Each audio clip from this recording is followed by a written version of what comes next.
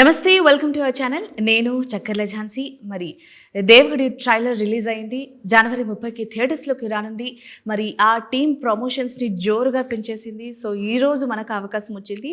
అసలు దేవగుడి అనే టైటిల్ ఎందుకు పెట్టారు, అసలు టీం యొక్క అసలు ఏ ఉద్దేశంతో ఆ సినిమాని ప్రేక్షకుల ముందు తీసుకొచ్చారనేది ఆ టీంని అడిగి తెలుసుకుందాం.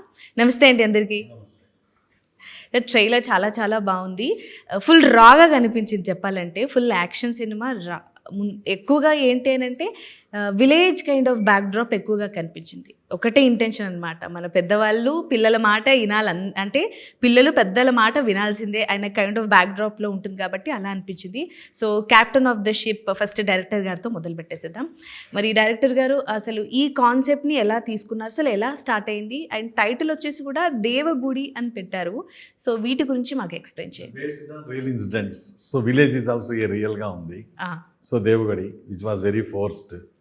రాయలసీమ ఫ్యాక్షన్కి కొంత పరిచయమైన ఊరు అనివార్య కారణాల వల్ల గతంలో 30 years బ్యాక్.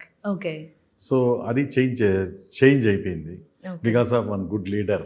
ఆయనే చదిపిరాళ్ళ ఆదినారాయణ రెడ్డి గారు. ఆయన నేటివే దేవగుడి. వారి ఇంట్లోనే దాదాపుగా 15 రోజులు మేము షూట్ చేశాము. సో అక్కడి నుంచే everything is based on real ఇన్సిడెంట్సే. అక్కడ జరిగి ఉండొచ్చు కొంత all over in India any place దాదాపుగా జరుగుతున్న సంఘటనలే ఇన్స్పైర్డ్ నేను. సో దాని నుంచి ఒక డిఫరెంట్ వేలో the very good tight screen ప్లేలో చేయబడిన చిత్రమే దేవగుడి. ఓకే. సో మరి ఇప్పుడున్న ఈ 2025 జెన్జీ సిచ్యువేషన్స్లో ఇలాంటి కాన్సెప్ట్, ఈ కథని మీ దగ్గరికి తీసుకొచ్చినప్పుడు మీకు ఆ గ్యారంటీ ఉండేనా, ఇప్పుడు ఈ టైంలో నేను ఈ కైండ్ ఆఫ్ కాన్సెప్ట్ని నేను తీస్తే ఎలా వెళ్తుంది, ఆడియన్స్కి ఎలా వెళ్తుంది అని?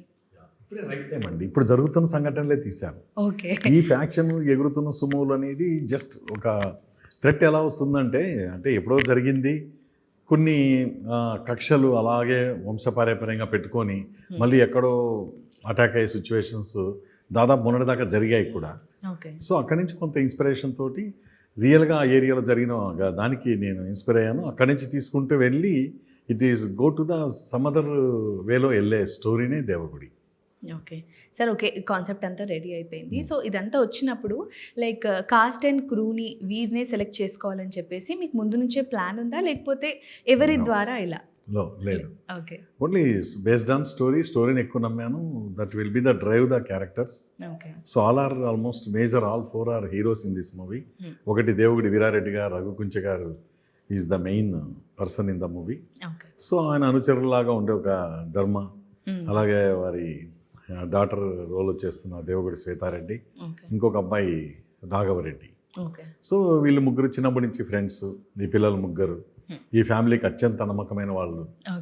సో అలాగా తరతరాలుగా వస్తున్న వాళ్ళని వీళ్ళు ఉంచుకుంటూ ఉంటారు, ఎందుకంటే వేరే వాళ్ళని నమ్మే పరిస్థితి కాదు. సో దగ్గర ఉన్న వాళ్ళే పగతో వేరే వాళ్ళ ద్వారా చంపించే అవకాశాలు ఉంటాయి. సో ఇలా జరిగిన సంఘటనలు చాలా ఉన్నాయి కూడా. సో అలాగే వెళ్తూ ఉంటుందండి. ఇంటర్వల్ బ్యాంక్లో ఆ ప్రాణ స్నేహితులు విడిపోవడం, దానికి రీజన్ ఏంటి, అలాగే మన ఏ రీజన్తో కలిశారు అన్నది climax of the movie. Nice sir. And ఫైనల్గా మీ పార్ట్కి వచ్చేసరికి మీరు ఇప్పటికీ 6 ఫిలిమ్స్ని ప్రొడ్యూస్ చేశారు, అలాగే ఇది సెకండ్ ఫిలిం యాజ్ ఎ డైరెక్టర్గా. సో మరి ప్రొడ్యూసర్ నుంచి డైరెక్టర్గా కొనసాగాలి అనుకుంటున్నారా, లేకపోతే బ్యాక్ టు అలా? Basically I'm very interested to is the డైరెక్టరే. ఎందుకంటే ఇది క్రియేటివిటీ ఫీల్డ్. ఆ క్రియేటివిటీ ఎంతవరకు మనం చేయగలము అనేది maybe the audience will be decided. So I have my confidence levels in this movie. చాలా కాన్ఫిడెంట్గా ఉన్నాను. వెరీ గుడ్ స్క్రీన్ ప్లే, ఎక్కడ బోర్ కొట్టదు, అద్భుతంగా ఉంటుంది మూవీ. సో లైక్ ఏ ట్రైలర్, సెకండ్ హాఫ్ అంతా అలానే ఉంటుంది, అంత స్పీడ్ ఉంటుంది. ఓకే. సో మరి డైరెక్టర్ కమ్ ప్రొడ్యూసర్ బెల్లం రామకృష్ణారెడ్డి గారు ఏ విధంగా అయితే చెప్పారో మీరంతా విన్నే ఉన్నారు. మరి ఈ మూవీలో ముఖ్యంగా మనం జనరల్గా చూస్తుంటాం, మనకు తెలిసిన వాళ్ళ స్టార్ హీరోల అలా అలా అనుకుంటూ ఉంటాం, కానీ కొత్త వాళ్ళకు కూడా ప్రోత్సాహం ఇవ్వాలి. సో ఈ మూవీలో దేవగుడి అనే మూవీలో కొత్త వాళ్ళకు కూడా అవకాశం ఇచ్చారు. ఆ కొత్త వాళ్ళతో పాటు కాస్త తెలిసిన టచ్ ఉండాలని చెప్పేసి రఘు కుంచే గారిని కూడా తీసుకొచ్చారు. మరి రఘు గారితో మాట్లాడేసిద్దాం. రఘు గారు నమస్కారం అండి. సార్, అసలు మీరు పాటలు అలా అలా అందరికి అలాగే సుపరిచితం మీరు. సో మెల్లమెల్లగా మూవీస్కి వచ్చేస్తున్నారు, అందులో కీ రోల్స్ చేస్తూ ఉన్నారు, ఇప్పుడు ఒక విలన్గా చేస్తున్నారు. అసలు ఈ జర్నీ ఎలా ఉంది, ఈ మూవీ ఎలా వచ్చింది? జర్నీగా చెప్పంటే బ్యూటిఫుల్ అండి. అంటే ఇవన్నీ అంటే ఒకే పని చేస్తుంటే కూడా బోర్ లైఫ్లో. సో ఇన్ని షేడ్స్ చేసుకుంటూ వెళ్తుంటే ఏ రోజు నాకు బోర్ కొట్టదు, ఇంకా ఫైర్ పెరుగుతుంటుంది. అంటే ఇంకా ఇప్పుడు యాక్టింగ్ అనేది ఏంటంటే అది ఒక మహాసముద్రం ఇది. అంటే వేసే పాత్రలను బట్టే కదా మనకి వేరియేషన్స్ కనిపించేది, మన కెరియర్ బిల్డప్ అయ్యేది. ప్రతిరోజు కొత్తగా ఉంటుంది. కొత్తగా అనిపిస్తుంది, ఇక్కడ కొత్తగా ఉంటుంది. ఆ ట్రీట్మెంట్ ఎవ్రీథింగ్ చాలా చాలా బాగుంటుంది. బేసిక్గా ఆర్టిస్ట్ లైఫ్ అనేది సక్సెస్ అయితే మాత్రం ఇంక అంత బ్యూటిఫుల్ లైఫ్ అనేది ఇంకోటి ఉండదు. ఇంకెవరికి లేదు సినిమా ఇండస్ట్రీలో. ఈజ్ ఓన్లీ సేఫ్ గా అనమాట. మొత్తం ప్రొడ్యూసర్ తీసుకుంటుంది, డైరెక్టర్ తీసుకుంటుంది, అందరికి తీసుకుంటుంది. కానీ సక్సెస్ అయితే మాత్రం ఆర్టిస్ట్ లైఫ్ అంత బ్యూటిఫుల్ లైఫ్ ఇంకెవరికి ఉండదు. పాయింటే సార్. ఎవరు ఎంత బిజీగా ఉన్నా మీరన్నట్టుగా సినిమాకి కొంచెం టైం ఇస్తారు. ఫ్యామిలీ మెంబర్స్ అవ్వనండి, వాళ్ళ ఇంట్లో హోమ్ థియేటర్ అవ్వనివ్వండి, సినిమాకి ఎక్కువ ప్రాధాన్యత ఇస్తూ ఉంటారు. కాబట్టి అలాంటి అవకాశం వచ్చినప్పుడు వినియోగించుకోవాలంటారు, ఉపయోగించుకోవాలండి అంతే. సో అలాంటి అవకాశం అనేది చెప్పాలంటే ఆర్టిస్ట్ పరంగా దేవగుడి వీరారెడ్డి అనేది అంటే ఒక స్టైలిష్, ఒక పౌరుషం, పగ, ప్రతీకారం, స్నేహం, అన్ని షేడ్స్ ఉంటాయి క్యారెక్టర్లో మొత్తం. అంటే ఇది అతను బ్యాడ్ మ్యాన్ అనలేరు, గుడ్ మ్యాన్ అనలేరు. అంటే అతను ఏంటంటే ప్రతిదీ కూడా అతను చాలా తీసుకున్నట్టు ఉంటాడు, తీసుకోడు కొన్ని. అలాంటి క్యారెక్టరేషన్ అది. ఒక డైలాగ్, కులం ముఖ్యమా ప్రాణం ముఖ్యమా, అక్కడ అర్థమైపోద్ది క్యారెక్టర్ అంటే. అంతకుముందు చాలా ఇదిగా ఉంటాడు అతను. కానీ ఇది వచ్చే టైంకి మళ్ళీ అతని ఇది ఒప్పుకోదు, అంత క్యారెక్టరైజేషన్ అలాంటి పవర్ఫుల్ క్యారెక్టరైజేషన్ అది. అంటే బేస్డ్ ఆన్ ఇప్పుడు అతనున్న సర్కమ్స్టెన్సెస్, లైక్ అతనున్న పరిధిలో అతను అలా ఆలోచించడం తప్పలేదు. ఆ క్యారెక్టర్ అలా ఆలోచిస్తుంది బేసిక్గా. సో చాలా షేడ్స్ ఉంటాయి సినిమాలో. నాది అంటే లైక్ యాక్షన్ ఎపిసోడ్స్ ఉన్నాయి నా పాత్ర పరంగా, అండ్ ఎమోషన్స్ ఉన్నాయి, ఫ్రెండ్షిప్కి ఇచ్చే వాల్యూ ఇచ్చే ఒక ఇది ఉంటుంది, అదొక రకమైన ఎమోషన్ ఉంటుంది. అన్నీ కలగలిపి ఒక మొత్తం వేసి గుద్దరు నన్ను ఒక దానిలో వేసి. సో అలా మ్యూజిక్ నుంచి అలా ఈ జర్నీ స్టార్ట్ అవుతుంది. మరి ఫ్యూచర్లో కూడా కంటిన్యూ అయ్యే అవకాశాలు చేయాలి కదా.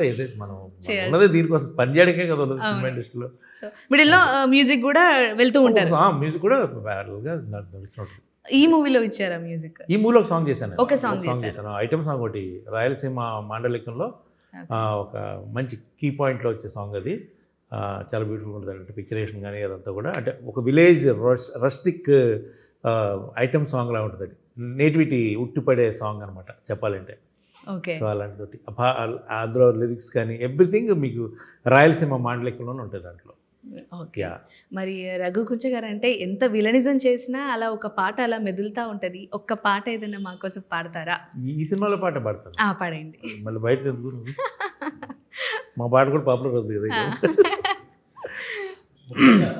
మీరు సెకండ్ హాఫ్ లో చూస్తే వీరారెడ్డి గారిది ఫస్ట్ హాఫ్ ఒక ఎత్తు అయితే సెకండ్ హాఫ్ లో ప్రేక్షకుల్ని మైమర్పించేస్తారు. That was the amazing acting skills. So pre climax and climax heart of the movie. చాలా మంది కళ్ళ తడి పెట్టుకోవాల్సిందే.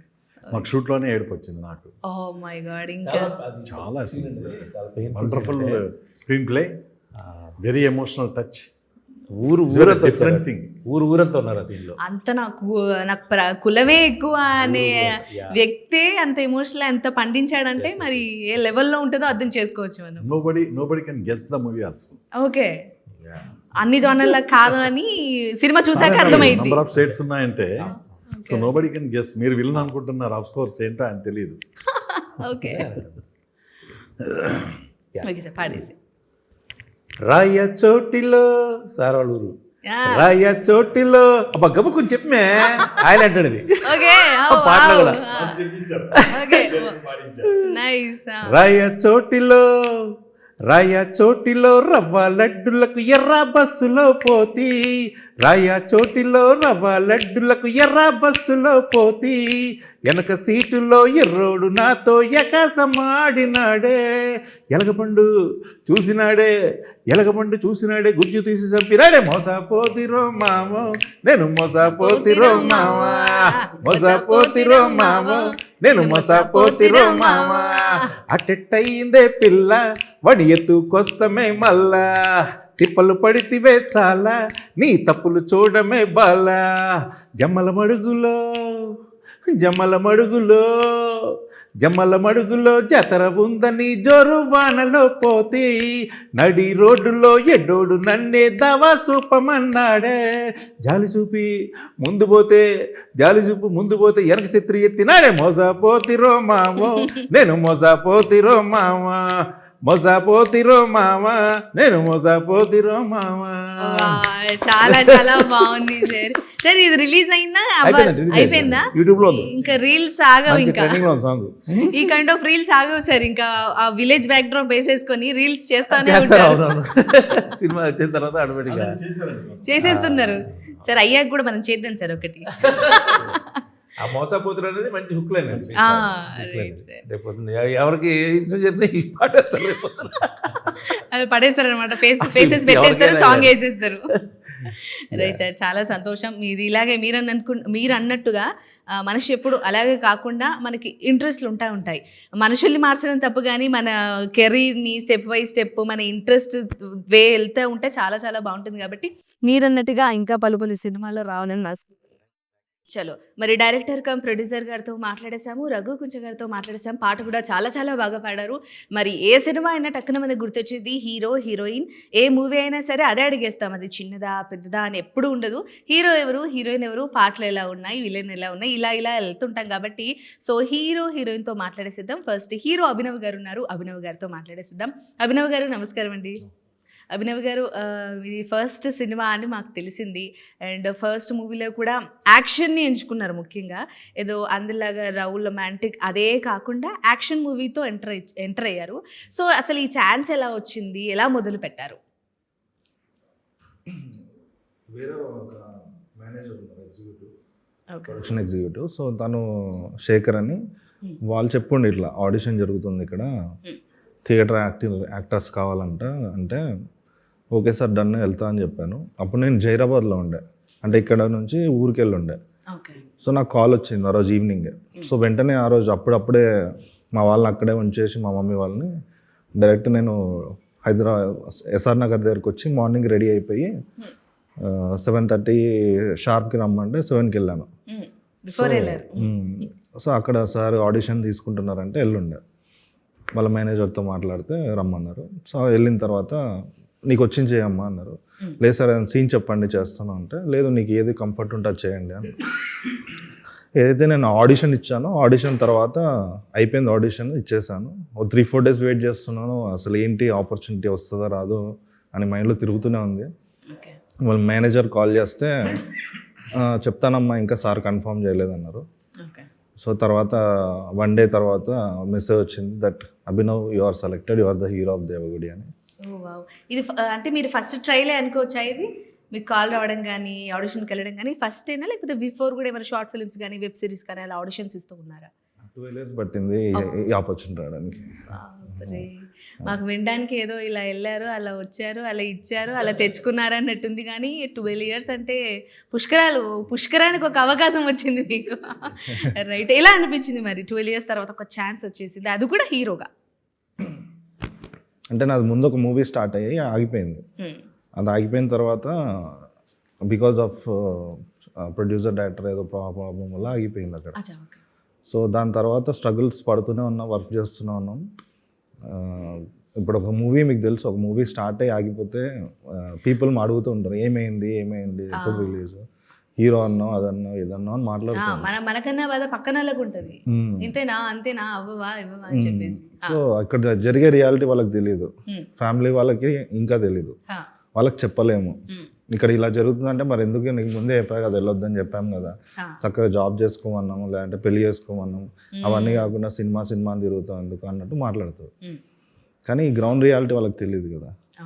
సో ఎన్నో ఆడిషన్స్ ఇచ్చిండే బయట చాలా మందికి సెలెక్టెడ్ అంటారు, వెళ్ళిన తర్వాత 5 లక్షలు పెట్టాలి 10 లక్షలు పెట్టాలి క్యారెక్టర్కి అంటారు.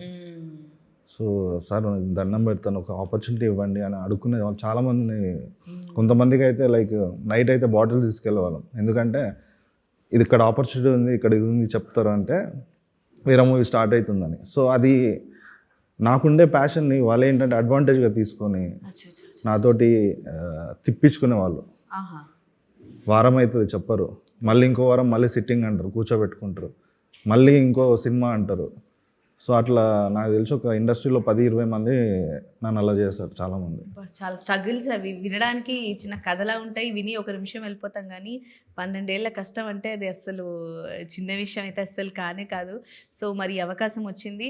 సో ఇంట్లో వాళ్ళకి ఎలా అనిపించింది, ఇలా మేము ఒక టీంతో చేస్తున్నాము, స్టార్ క్రూ వచ్చేసి వీళ్ళు అని చెప్పినప్పుడు ఎలా అనిపించింది ఓవరాల్గా ఎక్స్పీరియన్స్? ఎవరు చెప్పలేదు నేను అప్పుడు, ఎందుకంటే నెక్స్ట్ పాత సినిమా అయిపోయింది కదా, ఇది కూడా ఏమన్నా అవుతే మళ్ళీ నన్నే అంటారు కదా. చెప్పలేదు ఈసారి? ఎవరు చెప్పలేదు. మా మదర్ ఫాదర్ మొన్న ఈవెంట్కి వచ్చింది కూడా ట్రైలర్ లాంచ్కి, ముందు ఏ లాంచ్ కూడా పిలవలేదు దేనికి కూడా, మా రిలేటివ్స్ కూడా చెప్పలేదు. సో ఆల్రెడీ మీడియా వాళ్ళు క్యాప్చర్ చేశారు, పెద్దని వెయిట్ చేశారు పాపం, అంత ఎమోషనలైజ్ అయిపోయారు. మా ఫాదర్ సినిమా చూసినాక మళ్ళీ ఆడవలసి వస్తుంది, మళ్ళీ ఎమోషనల్. రైట్.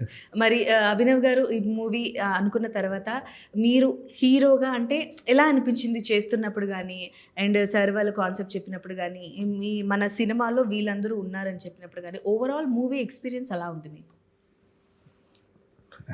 రియల్లీ చెప్పాలంటే ఛాన్స్ రావడమే that is my blessing, I'm lucky అనుకుంటున్నాను. మూవీ వచ్చిన తర్వాత అదేంటి ఇదేంటి అదంటే ఏం లేదండి, జస్ట్ మూవీ కంప్లీట్ చేసి రిలీజ్ చేయాలి. ఎందుకంటే I want to show the audience that what I am capable of. మన యాక్టింగ్ ఏంటి, ఇన్ని సంవత్సరాల నుంచి కష్టపడింది ఇప్పుడు నేను డాన్స్ చేస్తాం ఎందుకు, అవతల వాళ్ళ చెప్పట్ల కోసం. సినిమా చేసేది ఎందుకు, అవతల వాళ్ళ అప్రిషియేషన్ కోసం, వాళ్ళ గుండెల్లో ఒక చోటు కోసం. దాన్ని ట్రై చేస్తే ఎన్నో సంవత్సరాల నుంచి ఉన్నప్పుడు ఇక్కడ నాకు సార్ ఆపర్చునిటీ చాలా గొప్పది అనిపించింది. సో వన్స్ వచ్చిన తర్వాత ఏది ఉన్నా సరే చేద్దాం, ఏదైనా సరే every frame every shot the best ఇద్దామనే చేశాను, ఎక్కడ కాంప్రమైజ్ కాకుండా చేసాము. సార్ కూడా అలానే ఉన్నారు. సో మూవీలో ఎక్కడ కాంప్రమైజ్ అవ్వలేదు. ఎందుకంటే January 30th థియేటర్ నుంచి బయటికి వెళ్తే మాత్రం సినిమా మైండ్లో తిరుగుతూనే ఉంటుంది. 2-3 days అయితే ఆ ట్రాన్స్లోనే ఉంటారు. That will be my promise. అంత ఇంపాక్ట్ క్రియేట్ చేస్తుంది. మేబీ ఒక 10 years తర్వాత కూడా ఈ సినిమా రిమెంబర్ అవుతూనే ఉంటుంది. It will be a cult classic అవుతుంది. ఓకే అభినవ్ గారు, ఆల్ ది బెస్ట్. మీకు ఇంకా ఫ్యూచర్లో ప్రాజెక్ట్స్ రావాలి, మీరు ముందుకు వెళ్ళాలని కోరుకుంటున్నాను. రైట్. మరి అభినవ్ గారితో మాట్లాడాము, మరి దేవగుడి హీరోయిన్తో మాట్లాడాలి కదా, తను ఎలా వచ్చింది, ఎలా ఆపర్చునిటీ వచ్చిందని తను కూడా అడగాలి కదా. మరి అనుశ్రీ గారితో కూడా మాట్లాడేసిద్దాం. అనుశ్రీ గారు నమస్కారం అండి. చాలా క్యూట్గా, చాలా సింపుల్గా, అలా ఇలా ఏమైనా తిడితే అలా ఎంత అలా కామ్గా అలా ఉన్నారండి వచ్చినప్పటి నుంచి. అండ్ మీకు అవకాశం ఎలా వచ్చింది, సో మూవీ ఎక్స్పీరియన్స్ ఎలా ఉంది ఓవరాల్? నాకు కాల్ వచ్చిందండి ఆడిషన్కి వెళ్ళిన తర్వాత సార్ స్టోరీ చెప్పారు. అప్పుడు ఒక 2 days తర్వాత మళ్ళీ సార్కి నేనే కాల్ చేస్తే ఒకసారి ఆఫీస్కి రండి అని మళ్ళీ చెప్పారు. అప్పుడు వెళ్ళి అట్లా ఓకే అయింది. ఈ మూవీ చేసేటప్పుడంతా నాకు ఇది నా ఫస్ట్ మూవీ యాక్చువల్లీ. అప్పుడు రిలీజ్కి ఇంతకుముందు నేను వేరే షూట్స్ చేశాను, బట్ ఇక్కడ నేను నేర్చుకునేది అయితే చాలా ఉంది అండి. అంటే ఈ మూవీతోనే వెళ్ళిపోయేది కాదు, సార్ మాకు నేర్పిన టిప్స్ కానీ అవంతా కూడా నాకు కెరియర్కి ప్లస్ అవుతుంది. ఈ మూవీ నాకు కెరియర్కి ప్లస్ అవుతుంది. మూవీలో నేను నేర్చుకున్న ప్రతి సీను నాకు నిజంగా గురువు గారు లాగా యాక్టింగ్లో ప్రతిదీ చాలా పిన్ టు పిన్ మాకు చెప్పేవారు. ఎమోషన్ ఎలా ఉండాలి, ఎలా క్యారీ చేయాలి, అవన్నీ నాకు ఫర్దర్గా మూవీ ఇండస్ట్రీలో ఉన్నంత వరకు నాకు అవి చాలా ప్లస్ అవుతుంది. ఓకే. మూవీలో మీ క్యారెక్టర్ కనుక తీసుకున్నట్లయితే మీకు కథ చెప్పినప్పుడు ఆన్ ద సెట్స్ ఉన్నప్పుడు ఎలా అనిపించింది? సేమ్ అనిపించిందా, ఏమైనా చేంజెస్ జరిగాయా, డిఫికల్టీస్ ఏమైనా అనిపించాయా? సేమ్ ఉంది. సార్ ఏదైతే చెప్పారో యాజ్ ఇట్ ఈజ్ అదే ఉంది అక్కడ. మాకు ఆల్రెడీ 45 days వర్క్షాప్ చేసాం కదా, సో దాంట్లో మేము సార్ కూడా మాకు ముందే సీన్ ఇది, కాస్ట్యూమ్ ఇది అంతా రెడీ చేసి పెట్టేశారు ఆన్ కెమెరా ముందు. అక్కడ ఏదైతే మేము రిహార్సల్స్లో చేసామో అది కెమెరా ముందు కూడా చేసాం. సో అంటే మీరు ఖచ్చితంగా ఇంకా దేవగుడి సక్సెస్ హిట్ అయిపోయింది, మీరు పేరు మారిపోతుంది అని అనుకుంటున్నారా? అనుశ్రీ అంటే ఇప్పుడు తెలుస్తుంది అందరికి దేవగుడి అనుశ్రీ అని. రెడీగా ఎక్కువ వస్తుందేమో మేబీ. రైట్. మరి మరొకసారి టీం అందరికి కూడా మీరు ఎంతో కష్టపడి ఈ మూవీని తీశారు, అండ్ ట్రైలర్ కూడా అంతే బాగా ఉంది. సో థియేటర్స్లో రిలీజ్ అయ్యా కూడా అంతే హిట్ అవ్వాలని, అప్పుడు కూడా సక్సెస్ మీట్కి నేనే వచ్చి మిమ్మల్ని ఇంటర్వ్యూ చేయాలని మనస్ఫూర్తిగా కోరుకుంటున్నాను. అదొక ప్లస్ పాయింట్ అనుకోవచ్చు. సో మీ అందరికీ మరొకసారి ఆల్ ది బెస్ట్ చెప్తూ నమస్కారం.